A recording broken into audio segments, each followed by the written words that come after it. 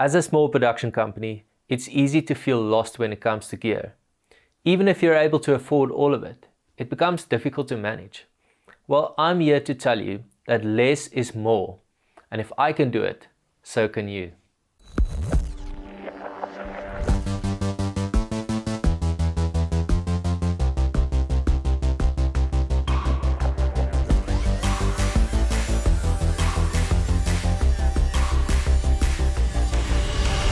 What's up, Alpha Universe? Jacques Crafford back with another exciting tutorial. For those of you who don't know me, I make videos for a living. I specialize in tourism, travel and adventure films. Check out my website and Instagram for more info and updates. Now this video is the second of a 3-part series about gear and getting the best results with the minimum investment. Make sure you watch part 1 first and keep an eye out for part 3 on the Alpha Universe site. Right now, I'm just a one-man show. And although I work on bigger productions with more people on board, I don't have any full-time staff working for me. So it's only when I really need that manpower that I collaborate with other professionals. This keeps my overheads low, maximizing profits, and it's taught me to get more done with less. And this is why I want to focus the topic around these 3 words. Less is more. This principle took me years to fully realize, and the longer I shoot, the more I stand by it. The idea revolves around the fact that gear takes time and energy to manage. Time you're giving up when you're supposed to shoot and be creative. Unless you're a DOP with a camera assistant, a grip, a spark, a dedicated focus puller, and a director over your shoulder calling all the shots, you better listen up. First, let me give you some background. Back when I started shooting wedding videos, I was caught up in the gear game, and my goal was to pull off every cinematic shot in the book. And this also required an insane amount of gear. I rocked up at a wedding with 3 cameras, 3 tripods, 3 lights, a jib, a slider, a Steadicam, a monopod. If you could load it into a car, I brought it with. Heck, I even flew with it. Imagine the excess baggage cost. Although I was producing something of cinematic value, I was draining myself trying to manage all of these tools, and I still felt like something was missing from my work. That X factor that would make me stand out. The more gear I used, the less I started to feel when watching my videos, and I knew something had to change. Then in 2015, Sony brought out the A7R Mark II with steady shot inside, or as I mentioned in my previous video, IBIS. As I tested out the IBIS, I quickly came to the conclusion that from now on I'd be able to shoot handheld, and it made sense to me that I'll be able to get more shots at a quicker pace. So I took it to a wedding, and except for the ceremony and speeches, I shot handheld the entire day. That's when the magic started. Unlike on a tripod or a slider, being able to frame up my shots fast, I was able to capture a ton of awesome memories, and the emphasis went from movements to moments. I came home with a wealth of good material, moments I was usually missing out on while I was fiddling with my tripod, unaware of what's happening around me, trying to balance my Steadicam or set up a jib. That's when it struck me. A moment of authenticity has way more power than a perfectly executed movement. Instead of having a film full of cinematic movements, my films came to life with beautiful moments, heart moments that moved me and my clients to tears. At the end of the wedding, I almost couldn't believe how much energy I still had left, and I knew that it was the gear management that made my day easier. Packing up was a breeze, and over time I started cutting down my kit even more. I filmed with only 2 bodies, 1 small LED light, paired with some sound, and I was able to carry my entire kit on my back. And for almost a year I shot everything handheld except for those long continuous recordings. Later on, as I moved into travel and tourism work, I experienced a similar distraction, and it was always the same story. By trying to use too much gear, I compromised on shooting time and being creative. Since the environment I was working in was a bit more professional, I thought I had to look more professional. So I started beefing up my camera with all sorts of rigs, support gear, follow focus, monitors, etc. These additional tools did anything but improve my work, and I got super frustrated with the extra hassles that came with it. For example, changing a lens became a real mission. Trying to put the camera on the gimbal when the light was fading, charging and remembering batteries for a monitor, just some of the things that slowed me down. One morning, while shooting for one of my biggest clients, I felt the same frustration as I witnessed the good light fade while I'm trying to manage my rig. In that moment, I said stuff it, so I took everything off, and just with my camera in my hands, I filmed the rest of the project. Needless to say, I did much better from there on, and the only thing I had to let go of was whether I was looking professional enough. There's no point in looking cool if you don't have the shots to show for it. If the gear distracts you from being effective, you have to reevaluate if and how to use it. Another example of such a distraction is the release of drones. When drones came out, I was so captivated by this dynamic way of filming that it wasn't long until my videos were dominated by drone footage. My videos started looking like drone videos, and it had more drone footage than camera footage. In a sense, I started losing sight of what it means to tell stories. Shooting with a drone made me lazy, and I always opted for the drone in good light over my camera, and when I got home, I usually came back with a lack of B-roll. This continuous desire to shoot with a drone often meant I came back with average drone footage and average camera footage, because I got FOMO trying to operate both in the best light. Eventually, I realized that all these epic drone shots don't mean much in a broader sense of storytelling, and I had to go back to the basics. If you watch any movie or series, you will note that aerial footage only makes up a small part of the story, and it's mostly used for establishing an area. Now for a case study.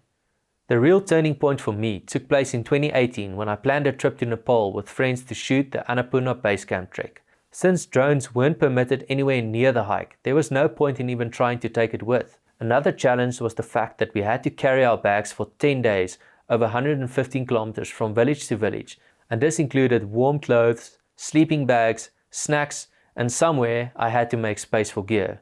After weighing my options, it was clear that I won't be able to take the gimbal with, and at most, I could only take one body and 3 lenses. Since I wanted to take some photos, I decided on my Sony a7R III, as I love the high megapixel count and the video quality is on par with the other alpha bodies. I took a small photo tripod for time-lapse, but I didn't use it for video, so my only option for support was handheld shooting.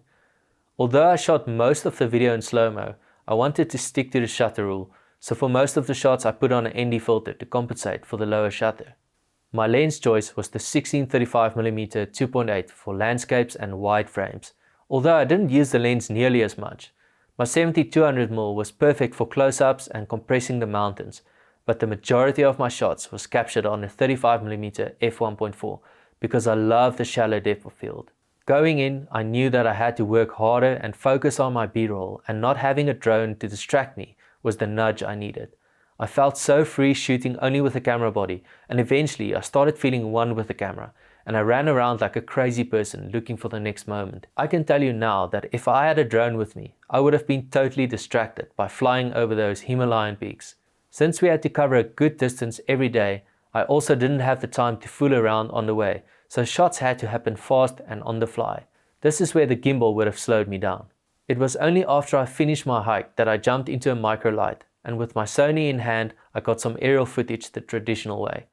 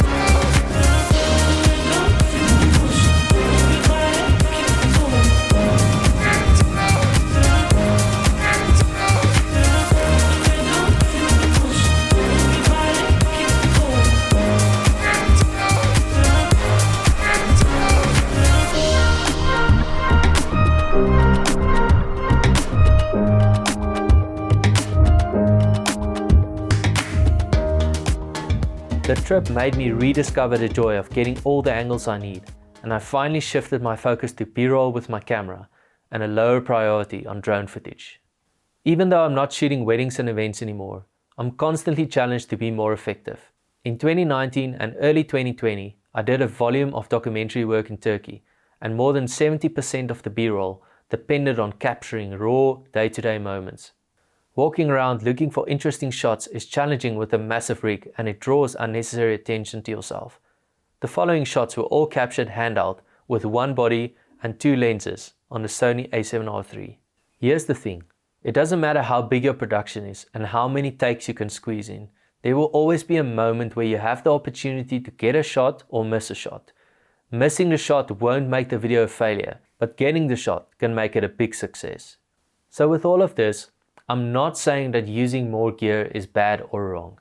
I'm simply saying that you have to look at the context of the job and the project that you're shooting.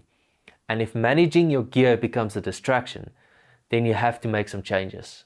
Now for some practical advice on how you can apply this in your projects. Here's my 5 tips for saving time on a shoot.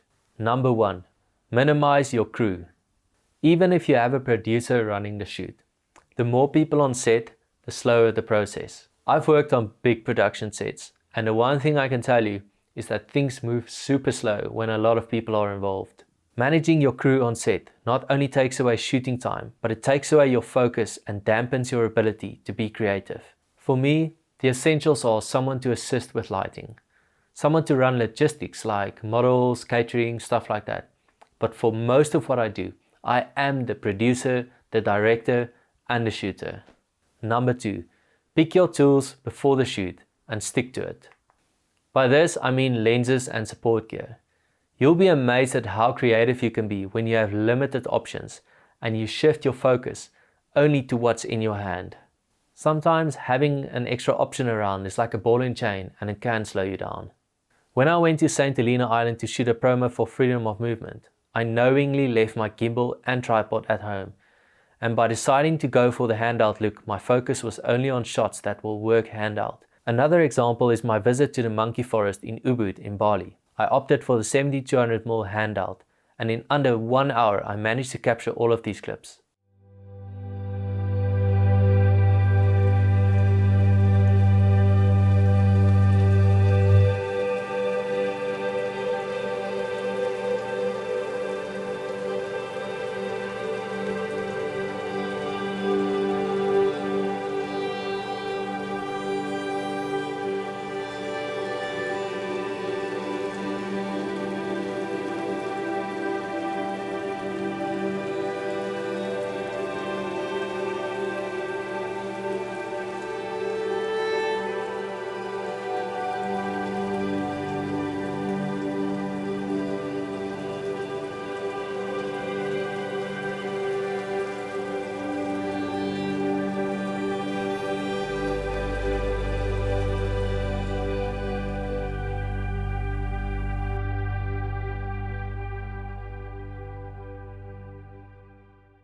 Number 3, invest in a quick release system.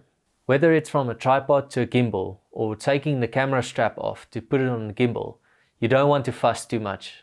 Peak Design has some awesome options, and it's good to invest in a universal plate system that you can use on your tripod and gimbal.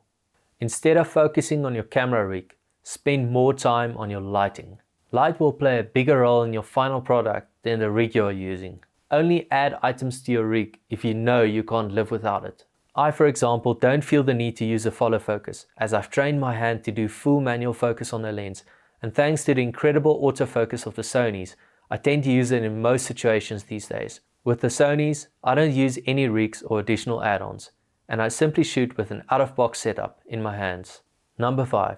Identify your pickup shots and schedule it for after if possible. There's a lot of B-roll that doesn't have to happen in the perfect light. So it's totally fine to shoot them before or after, shots like detail or abstract shots. While filming this video for Cape Storm, I did all the driving drone shots 2 days after the actual shoot, as you don't see the models and I wanted to focus just on the aerials. So to recap, minimize your crew. Pick your tools and stick to it. Invest in a quick release system. Focus on lights rather than rigs. Prioritize your B-roll. Now I want to challenge you to put this principle into practice, and it comes in the form of lens choice. Let's call it the 35mm challenge. The 35mm challenge involves shooting all your content for a project with just one lens. Some of the greatest filmmakers of all time have made their masterpieces by harnessing the power of minimalism. In many cases, this translated into them shooting an entire feature film with just a single prime lens.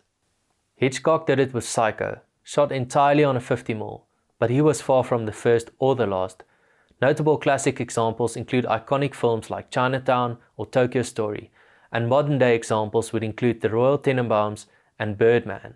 If you don't have a 35mm lens, use a 50mm on a full frame, or a 24mm on an APS-C camera.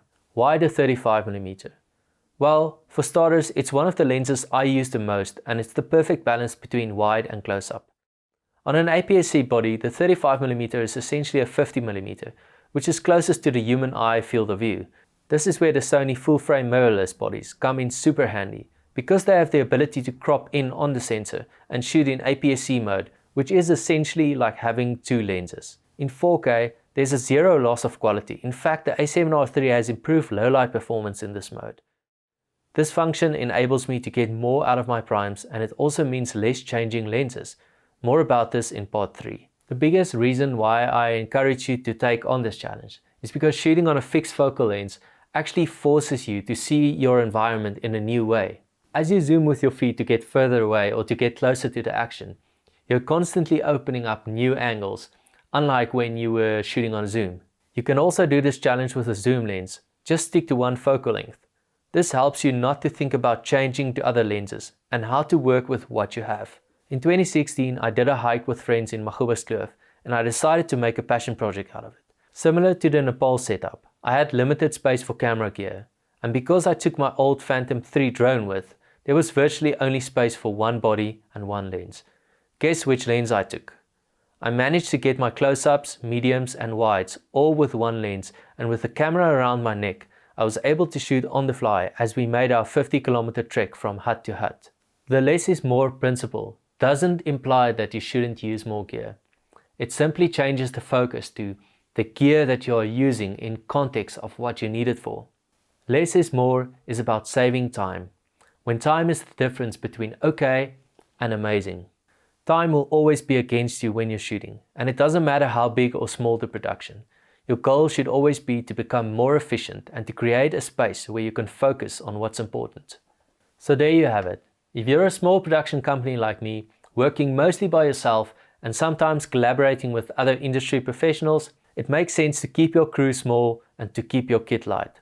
The Sony Alpha systems completely changed the way I think about shooting, and thanks to IBIS, I was able to discover the value of shooting handheld. In part 3 of this series, I will share on the practical side of handheld filming, touching on techniques and also a bit about the post-production side, so keep an eye out for it on the Alpha Universe site. So this is where I leave you. Special thanks to Sony for making this possible. If you enjoyed this video, please leave a comment below or come say hi on my Instagram page. Check out the Alpha Universe page for a continuous release of pre-recorded webinars and a variety of live sessions from all our ambassadors. Also, follow the Sony Alpha SA page on Facebook and Instagram for regular updates and promotions. Bye for now.